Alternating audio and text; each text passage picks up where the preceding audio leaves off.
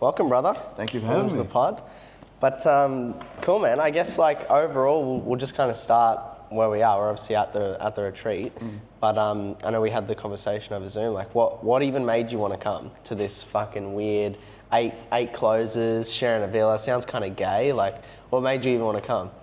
Yeah, I mean, 8 dudes all in one villa for 10 days is crazy, but nah, it's mainly about putting myself out there more often than not, right? Because I've been in this space for 2 years now. Yeah. But only just this year, or like even the last 6 months, is when I've actually started, immersing myself in this space more, Yeah. networking, meeting new people, things like that. And I think being in Bali's helped. Yeah. But also just kind of having the balls to put yourself out there, Yeah, really, yeah. because what you're going to realize is everyone in the space thinks very similarly. Yeah. And we're all quite aligned with the kind of path we're on as well. Yeah. We might have different like finish lines, Yeah. but getting there, we're all very similar as well. Yeah. Because you live in Bali. Yeah. So how long have you lived in Bali for? This whole year. And that was straight from New Zealand? Yeah. Yeah, right. So what's been living in Bali like?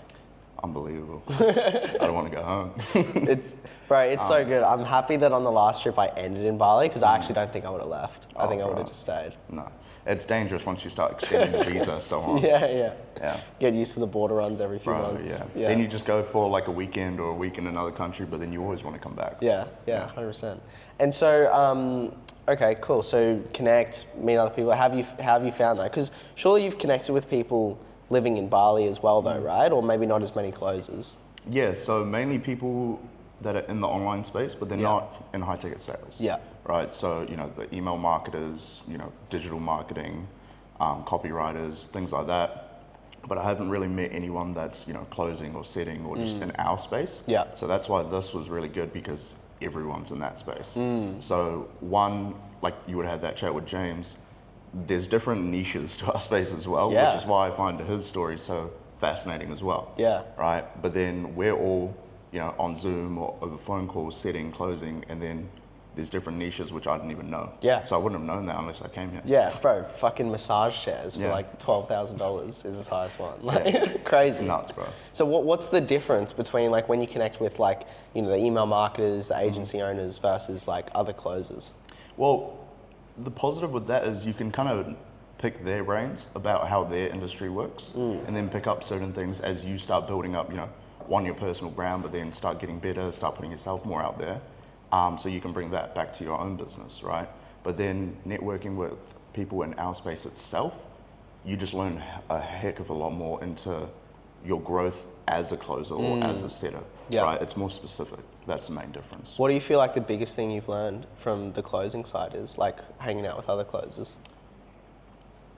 Not to be a princess closer. Literally, for context, it's just being comfortable in the uncomfortable, right? Yeah. So, like I was telling you the other day, I sat in the pocket objection handling for about 40 minutes. Yeah. Right? And that was just off the one training we had the night previously. Yeah. I would never have done that unless we held that training that night previously. I would have kind of let him off and be like, yeah, no worries, you think about it. But this time I was like, okay, so, and then I went through everything and kind of challenged him a bit. Yeah. And which he respected, obviously, because prior we'd already had that kind of rapport, right? So you I was earned the able right. to, exactly. So I earned the right to kind of call him out. Yeah. Be like, do you really need to, or should we just get going? Yeah, because there's a difference between like calling them out and challenge them in a dickhead way versus like, hey, you have the best intentions for them. You're on the same side of the table. You just want to help them get better, And I think, like I watched that call and you built enough trust and rapport and you, like I said, you earned the right to when he's holding himself back to be like, hey bro, like, let's do this,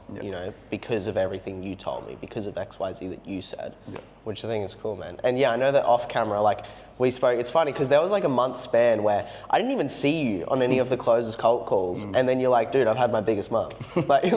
So tell me about that, like being besides the retreat, like in the cult, like how have you actually found that? Amazing. That's what I was talking about just a bit ago about actually immersing and investing myself in this space.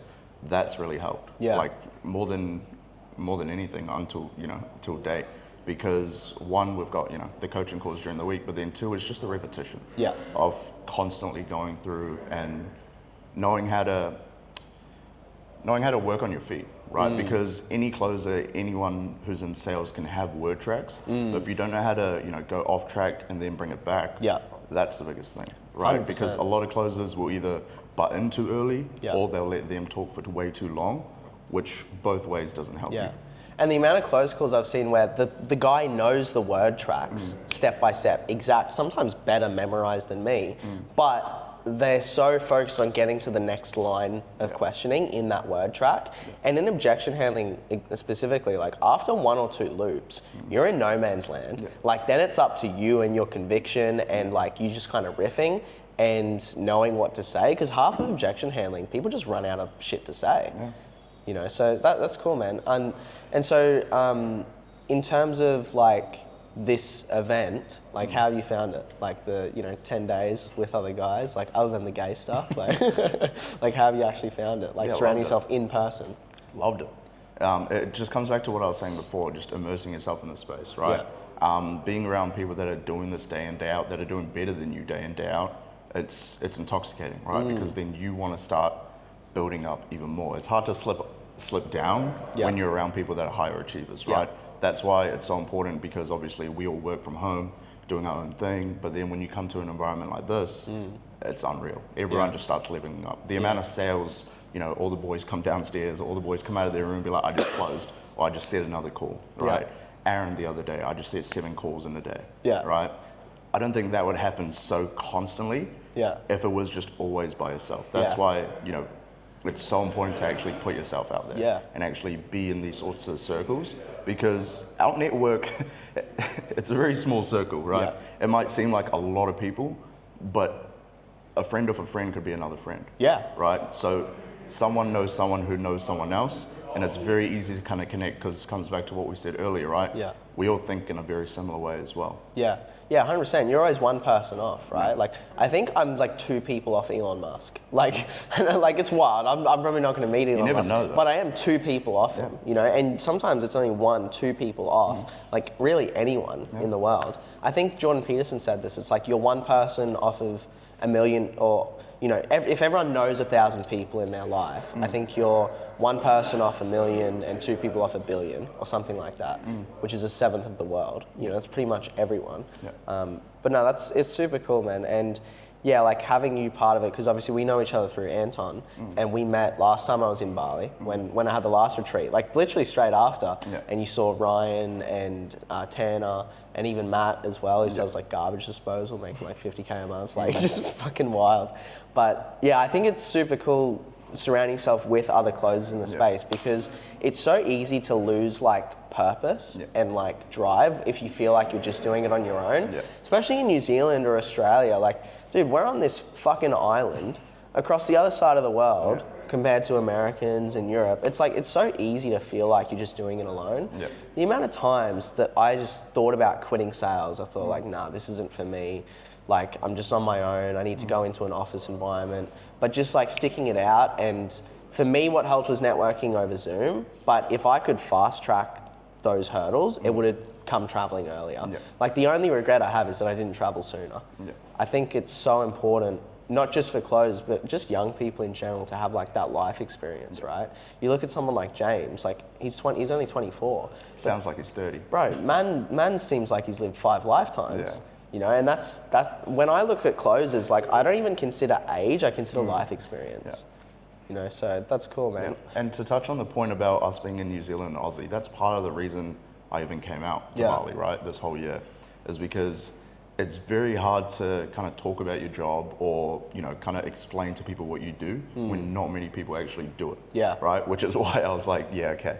I've got to a point where I can't keep telling people or trying to explain what I do every time someone asks, what do you do for a job? It's like, I do high ticket sales. What's that? I'm a closer. What's that? And then you go down a word track with people, and you have to have certain word tracks, right? But then when I came to Bali, people were like, oh, it's sales. Okay, nice.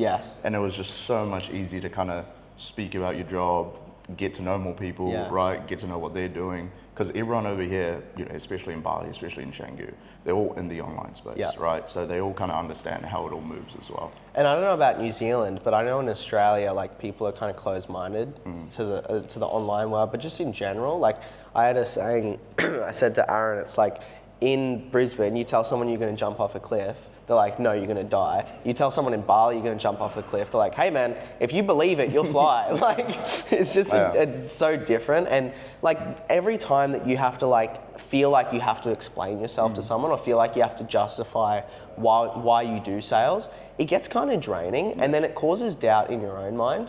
Whereas when you can just relate to people and they're like, oh yeah, nice, that makes sense, it's just so much less like of a headache. Like I know for me, when I was working at McDonald's and I was like trying the online stuff, bro, the amount of shit I got from McDonald's workers, like it's just crazy how, you know, everyone wants to kind of keep you at the same level that they are, like that tall poppy syndrome, you know, the minute you stand out, the minute you start doing something different, people want to cut your legs off, you know, but here you can just be who the fuck you want to be.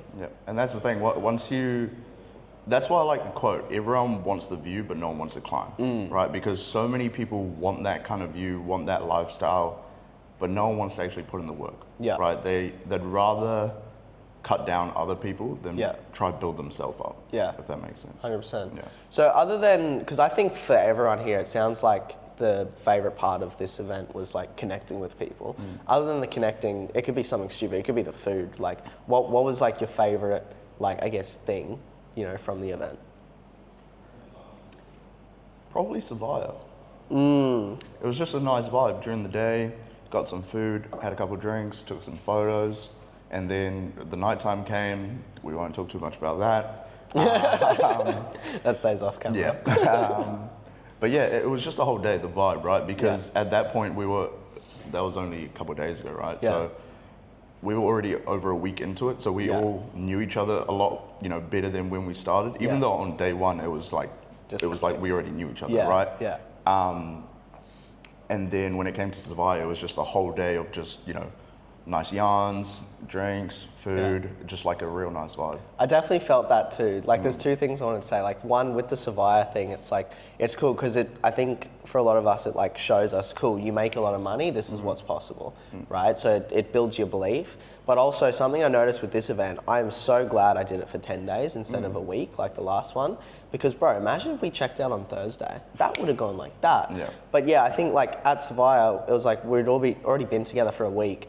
It's like we know each other for a long ass time. Like we all give, like, you know, you like to tease, you get teased back, but like we all know each other's little intricacies. And yeah, bro, like that's why I love these events. Like I come to the end of it and I genuinely feel like a sense of brotherhood. Like I consider all of you guys like friends for the rest of my life. You know, we're all going to be traveling, we're all going to be doing similar things, going on the same journey, and I know that we'll connect again, you know, outside of this, and just keep doing that. Like that gives me so much fucking joy. I love 100%. Bringing people together. Bro, it's literally been 10 days of eating steak, talking shit, and getting better. Yeah. That's really what it comes down to, right? Is eating steak, obviously.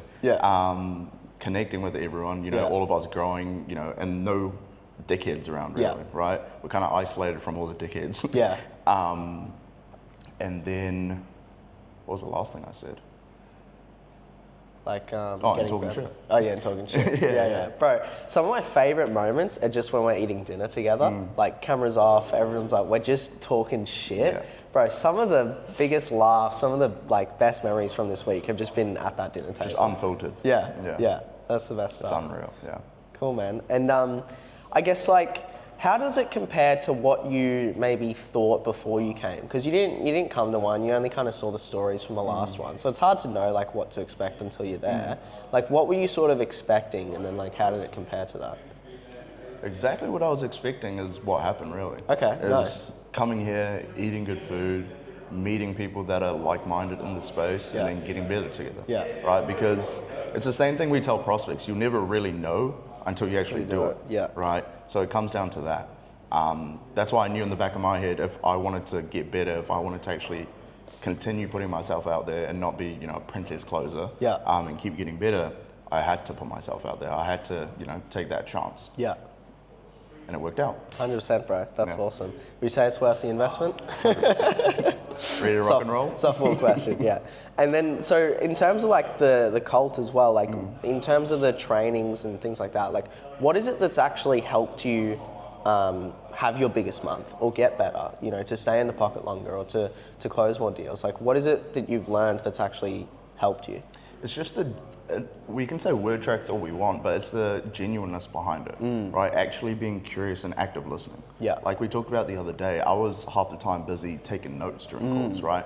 But my last couple of calls that I closed as well, I didn't take any notes. Yeah. I just sat there and listened to the person, right? Had an actual conversation, whether or not it's over Zoom, had an actual conversation, listened to what they were saying.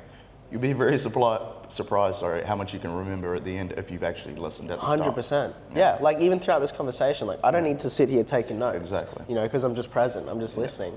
And it's the same thing on your calls. And people feel that. People feel if you're taking notes or you're looking at the next question to ask versus, hey, like I'm actually trying to understand. Yeah.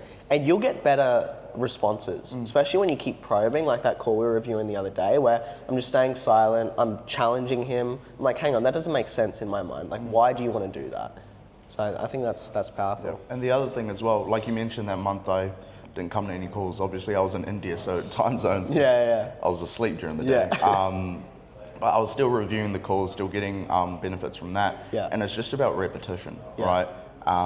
Because like we talked about the word tracks as well, it's not just enough just kind of knowing the word tracks itself, right? It's actually about one, active listening, but then two, knowing how you can, like I said earlier, go off track, but then bring it on, which is what being in the cults kind of helped me do, is staying on your feet, you know, staying in that pocket, and then knowing how to navigate those, you know, uncomfortable situations. And I'd actually ask you this off camera as well, but I am curious, like what can I do to improve it? Because I still know it's not perfect. Like most of it is just the live coaching calls. I don't have that much in terms of modules and like material, but what would you say like would help make it even better? What can I do to improve it? It's going to sound like a cop-out answer because you're already doing it. The documents we've been going over here in the retreat. Is, you know, the word tracks and, you know, the yes and no and how to actually go about that. But then on like the coaching calls, that's when we can kind of bring it in and role play and go, right, and throw like curveballs, right? So then it's not just line by line and we become, you know, robotic closers, right? It's actually active listening and then going ahead and going, right, I can still think on my feet, so I'm comfortable in the uncomfortable. And learning how to navigate as well once you get into that no man's land. Yeah, cool, bro. Is there anything else you want to add? No, man. Perfect, do the retreat, do the cult. Dude, thanks for coming, man. Been Appreciate awesome it, bro. having you here. You need your flowers as well because we all wouldn't be here without you. Thanks, bro. So big ups to you, bro. My natural instinct, I've been saying this and it's a limiting belief, but my natural instinct is You don't like compliments. Yeah, I know. No, I love it, but like I don't feel, right. You know, I need to change that. Well, maybe that's because for you it's just like, that's just me. Yeah. That's just what I do. Yeah. Right? So I don't need a compliment for what I'm already going to do anyway. Yeah. So that might be part of the identity. I guess so, yeah. Yeah. Cool, man. Well, thanks for coming, bro. Been Appreciate awesome it, brother. having you here. Likewise. Cheers, bro. Oh.